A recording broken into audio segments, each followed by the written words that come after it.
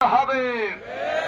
কিন্তু আমরা দুঃখের সাথে লক্ষ্য করছি ওই যেদিন আমরা পার্লামেন্টে জাতীয় সংসদে শপথ নেওয়ার জন্য গিয়েছিলাম, সেখানে আজকে যারা সরকারি দল বলে, যারা আজকে দেশের পরিচালনা যাদের হাতে, তারা প্রথম দিনই দেশের সংবিধানকে বৃদ্ধাঙ্গুলি দেখিয়েছে।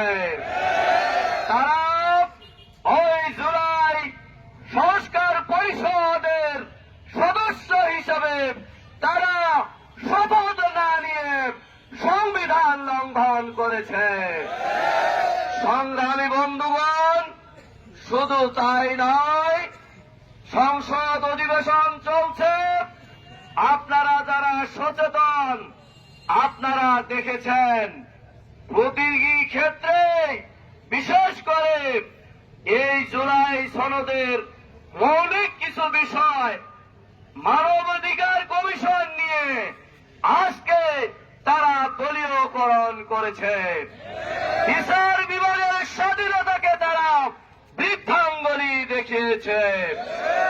আজকে জুলাই যোদ্ধাদের জন্য যে জাদুঘর হবে, সেখানকার সভাপতি প্রস্তাব ছিল জাতীয় জাদুঘরের যে মহাপরিচালক থাকবে তিনি থাকবেন, কিন্তু তারা সেটা পরিবর্তন করে সংস্কৃতি মন্ত্রীকে সভাপতি করেছে। জনগণের আশা আকাঙ্ক্ষার কোন প্রতিফলন সেখানে হয়নি।